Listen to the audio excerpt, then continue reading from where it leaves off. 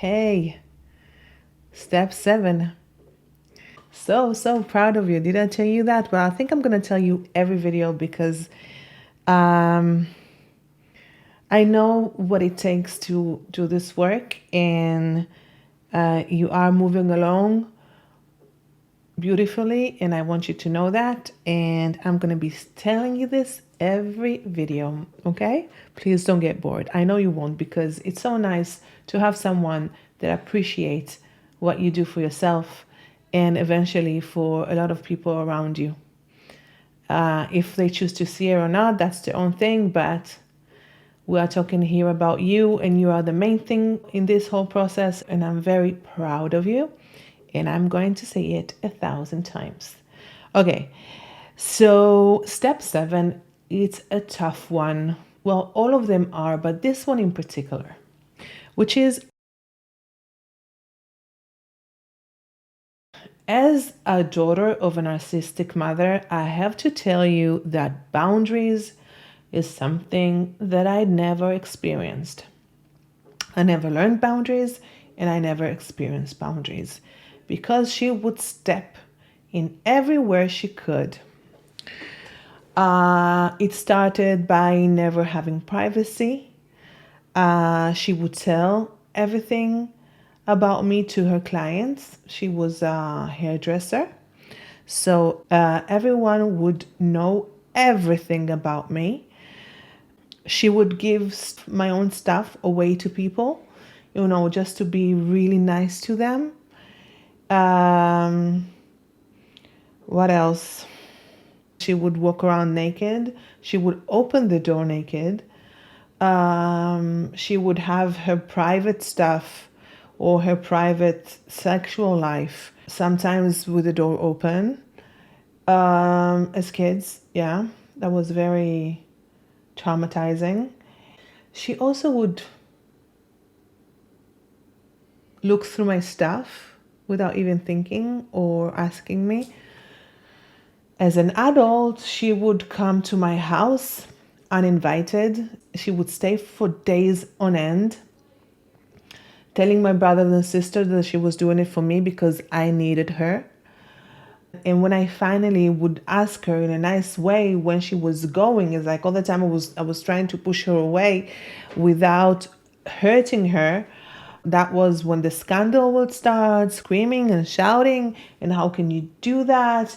And acting out. She wouldn't feel good. 6 o'clock in the afternoon would be too late for her to leave because then it's dark and the vampires come out and she cannot go because of that. And when she would stay in my house, she would change around the whole house. Like if she would be in the kitchen or if she would cook, she would change around all the places of things without even letting me know about it. Every time after she left, I wouldn't find a damn thing in my house because she would change everything. She really did have good intentions, but she just messed it up so well that it turned out to be the opposite. She would talk about my private things with my partners. She didn't care if I wanted them to know or didn't want them to know. She would tell embarrassing things about me that not all of them were correct or true. She would just, say terrible things just for the sake of saying them, not only to my partners, also to the neighbors, the teachers, anyone. Anyone she could talk bad about me, she would do it. And I always thought about it as a grown up, is that sometimes you have murderers' mothers, that they would find a way to give a good excuse for why he killed that person. So I couldn't understand why my mom make up terrible and horrible things about me and tell them to people. I said to myself, don't you think that it says a lot about you? If your kid is so horrible as a person, what kind of a mom are you? But she never felt that way, right? That was too complicated.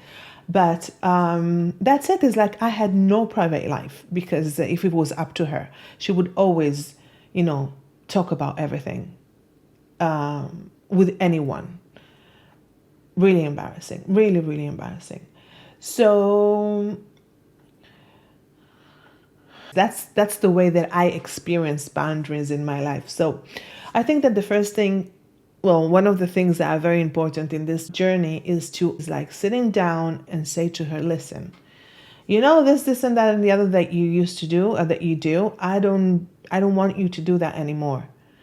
You should know what to say to her and how to say it to her, because you know her very well, for her to stop doing it. And tell her that if it continues, things are going to change drastically, because you have the right to have whatever you want, and whatever boundary that you want to arrest, I don't know if you say, if you want to put a boundary there, you have all the right to do that, because you're a person and because you have the right to not be violated in any way.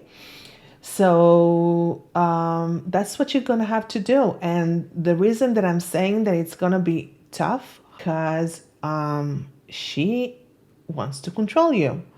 And for you to come and say to her something like, this is going to stop because I decided that it's going to stop, that means that she's losing control over you, and she is going to flip out. Okay? She is going to flip out. It's new for her, and she wants things to remain the way she knows them, and in a way that she still has control over you. What you have to do is just be consistent about whatever your boundaries are, because it's like training someone. It's like training a dog. The first few times that you're going to show them that you are serious about what you're saying, they're going to keep on trying. They're going to keep on trying. But then when they realize that you are serious about what you say, they're going to start changing. So that's exactly what you have to do with your mom. So first of all, you have to write down the boundaries you want to assert, and just go for it. Just go for it and be persistent, and just let her know that you're serious about it.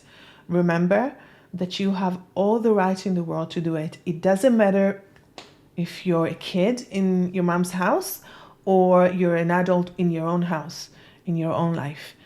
It's a basic human right to be protected. So go for it, write everything down, and I see you in the next video. Bye-bye.